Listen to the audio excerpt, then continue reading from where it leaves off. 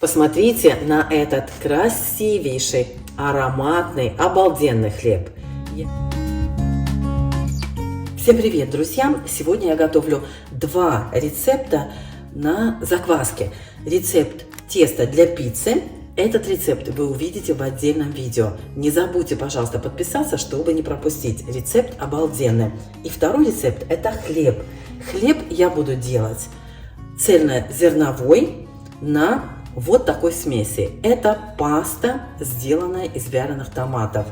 Кроме этой пасты можно также использовать вот такие болгарский перец. Это маринованный болгарский перец, который сначала был запечен, а потом замаринован. Сделать такой перец очень просто дома. У нас он стоит копейки, я его купила в магазине. И в следующем рецепте вы увидите хлеб вот с такой пастой. А сегодня паста из вяленых томатов. Смотрите, вот она моя закваска. Я уже взяла часть для пиццы, вторая часть пойдет на хлеб. Закваску ржаную я вчера вынула из холодильника и подкормила. И сегодня взяла из этой подкормленной закваски столько, сколько мне нужно по рецепту. Еще раз подкормила и дала ей увеличиться в объеме в 2 раза. Посмотрите, как она выглядит. Это уже учитывая, что я перемешала, там немножко возилась, когда откладывала часть закваски для предыдущего рецепта. И сейчас мы с вами будем замешивать тесто. Рецепт я вам, как всегда, оставлю под видео. Посмотрите, как выглядит эта паста. Это однородная паста, просто томаты скажем так, пробили в блендере. Сделать это можно и самим, конечно, если у вас есть томаты в масле. Если нет, то, или если у вас возможность купить вот такую пасту, пользуйтесь. Я беру только часть воды, которая мне нужна по рецепту. Добавлю туда томаты. Я возьму так, как сказать, это у меня десертная, кстати, ложка, потому что столовая не пролезает в горлышко. Вот. Хорошо размешаю в жидкости. Я взяла 2 такие, знаете, полные десертные ложки. Сейчас вам скажу по весу. Здесь в банке 190 грамм, я взяла примерно 1/3. Да? Это сколько? Вот так. Ой, вот, смотрите, хорошо размешала до однородности. Смотрите, хорошо размешиваю до однородности. И сейчас я сюда долью воды по рецепту. Кстати, да, у меня здесь 300 грамм, мне нужно 350. Все, теперь я точно знаю, что у меня жидкости не меньше, не больше, а именно столько, сколько нужно по рецепту. Выливаем в чашу миксера. Я замешиваю тесто в миксере, друзья, но это не принципиально. Я замешиваю, потому что мне так удобно. Можете замесить руками, потому что, знаете как, в принципе не нужно замешивать очень долго. Размешали до однородности и все дела. Больше особо делать ничего не надо. Столько масла на стеночках остается, прям жалко. Ой, сколько у меня тут брызгов. Так, теперь мы, сейчас одну секундочку. Это вытру, потому что меня это раздражает. Давайте посмотрим, сколько у меня тут закваски.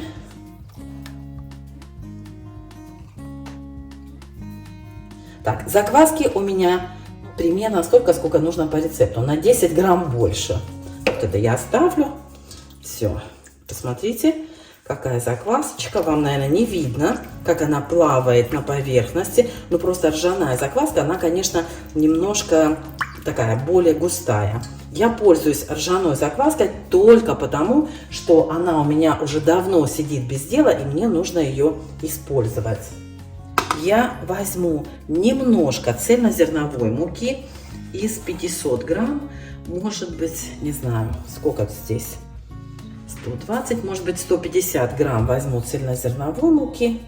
И остальную часть это будет у меня, остальная часть это будет белая хлебная мука. Содержание протеина у меня 11,5%. Чем больше у вас в муке протеина, тем лучше у вас поднимется хлеб. Добавляем 10 грамм соли, это вот примерно чайная ложечка, и перемешиваем тесто до однородности.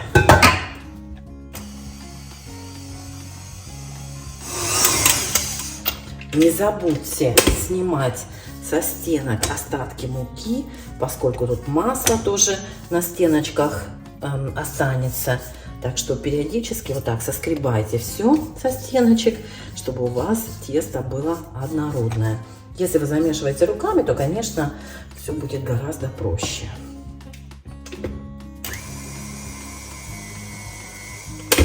Посмотрите, какое красивое получилось тесто. Сейчас мы его с вами переложим в форму для расстойки, которую я слегка смазываю маслом. Делать это не обязательно, но так просто удобнее.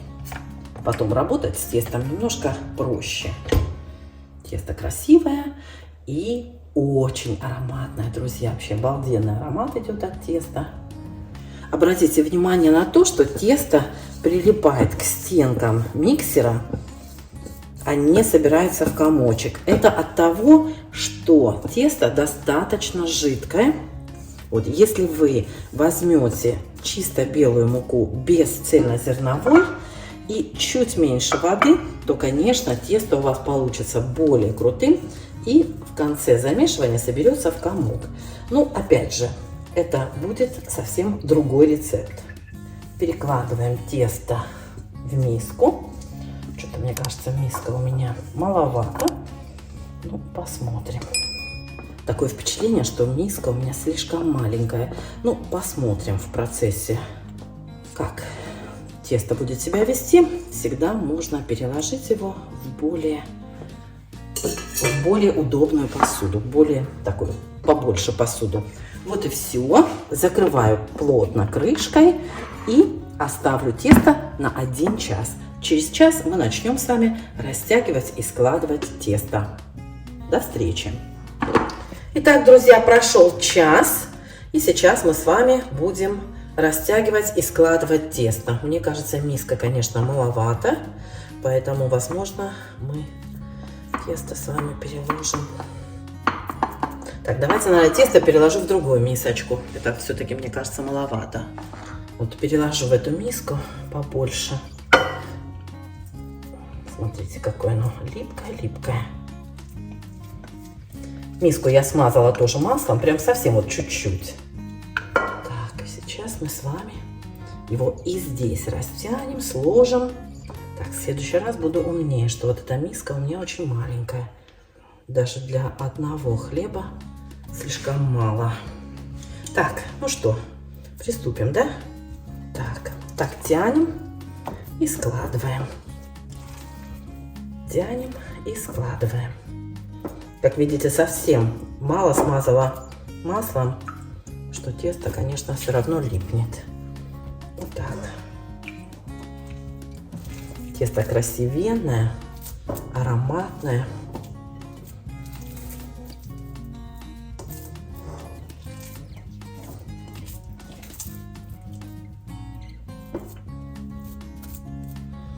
И к рукам липнет, и к стенкам с этого миски.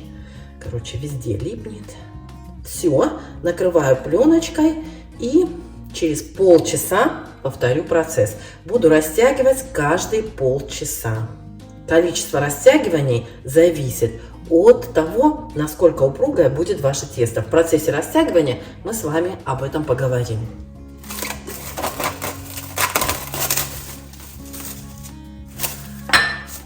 Возвращаемся к нашему тесту. Растягиваем и складываем. Намного оно стало более упругим, лучше тянется, намного меньше рвется и намного меньше липнет. Хотя я все равно смазываю руки водой, но все равно оно липнет, конечно, намного меньше. Порвала тесто, потому что потянула слишком, скажем так. Видите, вот это, где я уже сложила, вот эти места, уже все. Они уже, знаете, как становятся более упругими. Знаете, какое липкое тесто. Я думаю, что оно останется. Посмотрим. Так, все.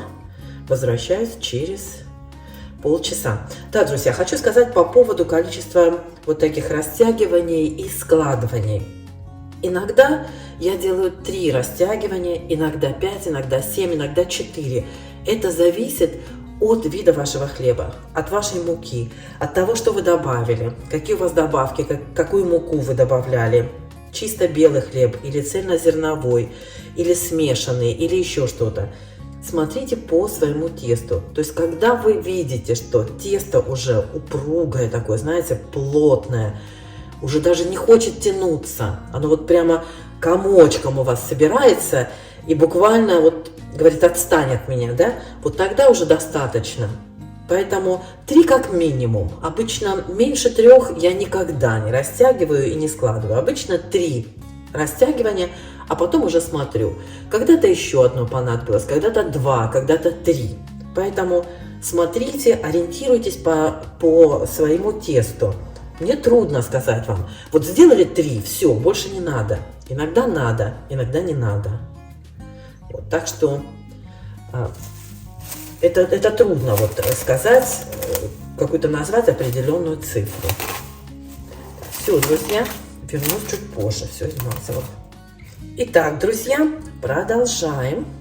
Я, честно сказать, сбилась со счета, но потом посчитаю и скажу вам, сколько раз я растянула и сложила тесто.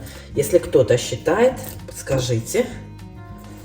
Намного меньше теста липнет, намного лучше оно растягивается. Только сказала.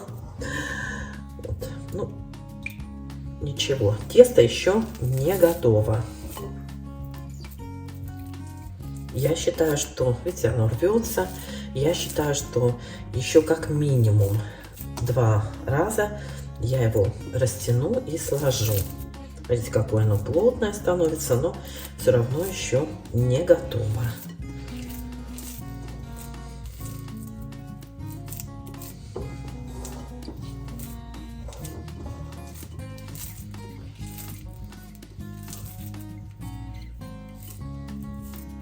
Видите?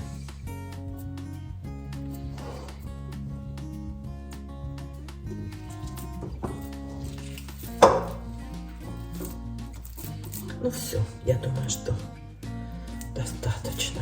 Я просто стараюсь со стеночек тоже тесто все снять. Слушайте, терпеть не могу, когда, вот, знаете, замешивают тесто, и у них остается мука или остатки теста на стенках миски.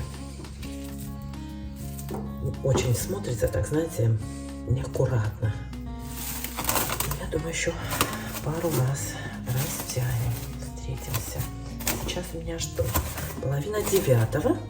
Я думаю, до 10 мы еще повозимся с тестом, потом поставим в холодильник. Последнее растягивание.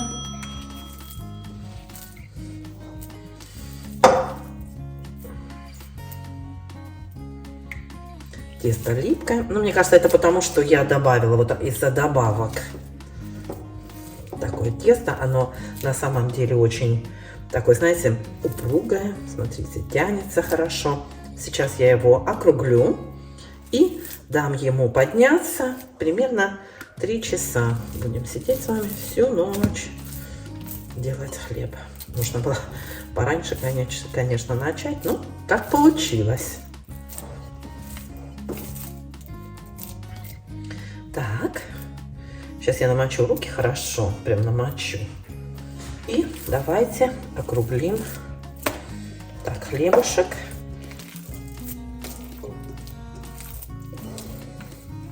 В смысле тесто, конечно.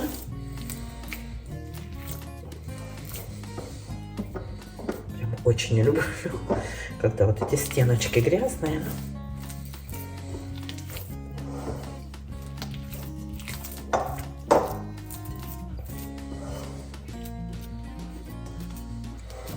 Вот так. И теперь оставлю. Ой, извиняюсь за грохот.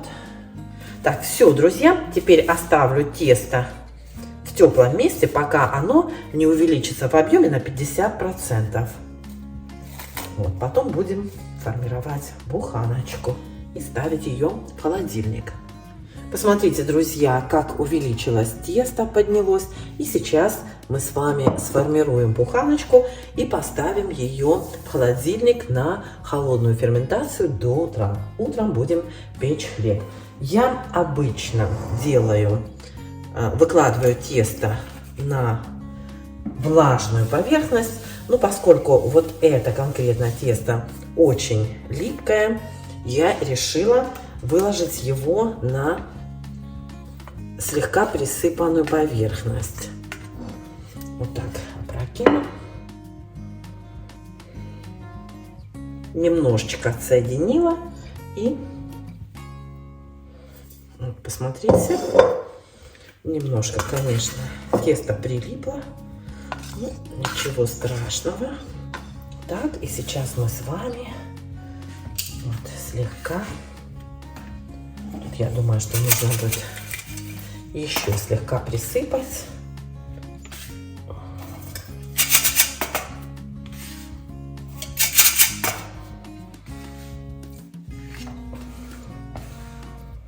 Вот для того, чтобы легче было растянуть тесто.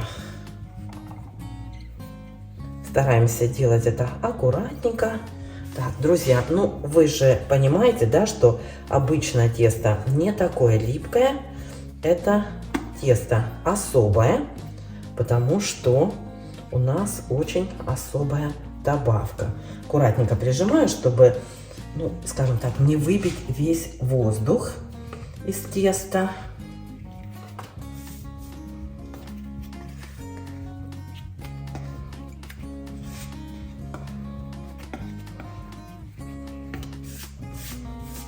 Так.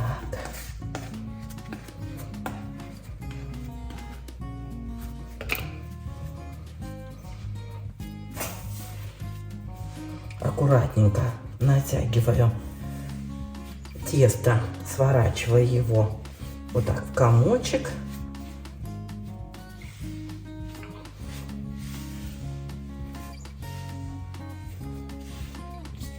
Удобнее всего делать это шпателем, так слегка подпыляя стол мукой.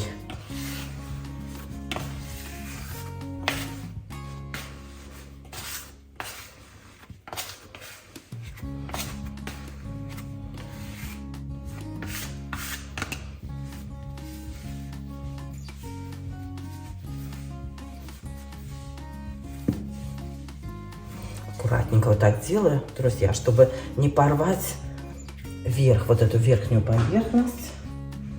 Ручки периодически смазываю, присыпаю мукой. Ну, я думаю, что достаточно.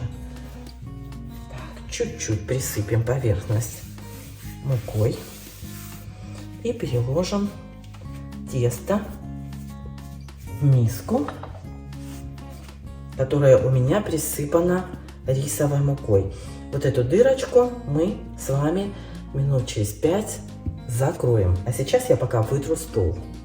Вы знаете, я много раз слышала, что если дать тесту немножко постоять, то вот эти швы закрываются намного легче.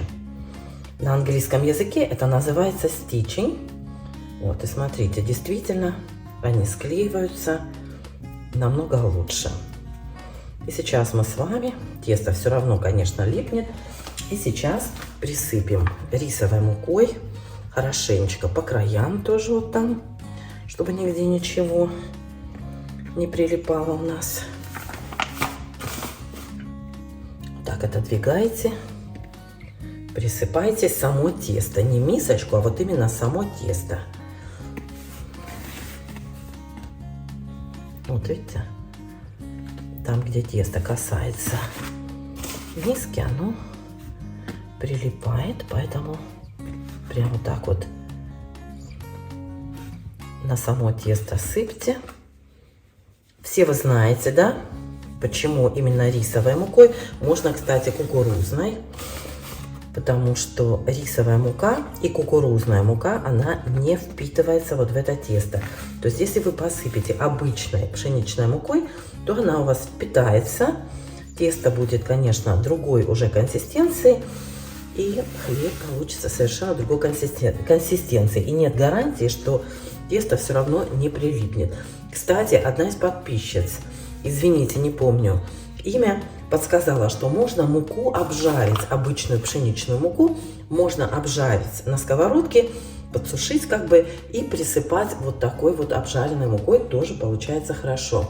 Манкой также можно присыпать тесто, но, честно сказать, я терпеть это не могу, потому что она всегда хрустит на зубах. Я это не люблю. Ну, на ваше усмотрение, как вам нравится. Вот для меня рисовая мука это самое вот подходящее. Все, накрываем пленочкой и выношу в холодильник на всю ночь. Завтра будем печь. Всем пока. Всем доброе утро, друзья. Вот так выглядит мое тесто сегодня. Я только что достала его из холодильника. И духовка у меня уже разогрета, кастрюля тоже разогрета. Сейчас будем печь хлеб. Я надеюсь, он не прилип. Нет? Отлично. Смотрите. Вот что значит хорошо смазать, присыпать мукой. Ой-ой-ой.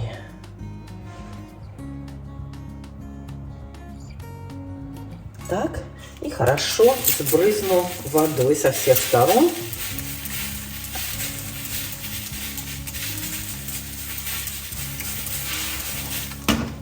Теперь накрываем крышечкой и выпекаем при 250 градусах 25 минут. Так, нормально скажу. Накрываем крышкой и выпекаем при 250 градусах 25 минут. Потом крышечку сниму, температуру убавлю до 200 и буду печь еще от 10 до 15 минут. Зависит от вашего теста, от хлеба. И от духовки, конечно. У меня иногда занимает 10 минут, иногда 15. Я пеку до такой, знаете, красивой золотистой корочки. Все, встречаемся позже. Ну вот, смотрите, какой хлеб получился. Только что достала его, но уже не успела камеру сразу включить.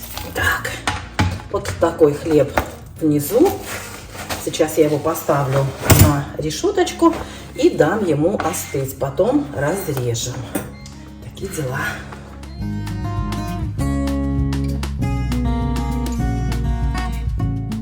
Ну что, друзья, давайте порежем хлеб и посмотрим. У меня вот эта рисовая мука здесь налипла. Я ее не очень люблю, но что делать? Я почему-то, знаете, думала, что он будет более таким желтым, да, оранжевым. Ну, какой есть. И корочка тоже менее, как сказать, и корочка тоже менее хрустящая. Давайте посмотрим на разрезе. Та-дам! Посмотрите. Обалдеть. Он еще тепленький. Надо было еще подождать немножко. Вот на разрезе он, да, действительно прям такой оранжевый, красивый. Кстати, посмотрите, что к ножу тесто не прилипает, хлеб не прилипает. Обычно, когда он недопечен или недозрел, то такой мягкий становится, липкий, да, прилипает к ножу. Как видите, этот хлеб просто суперский.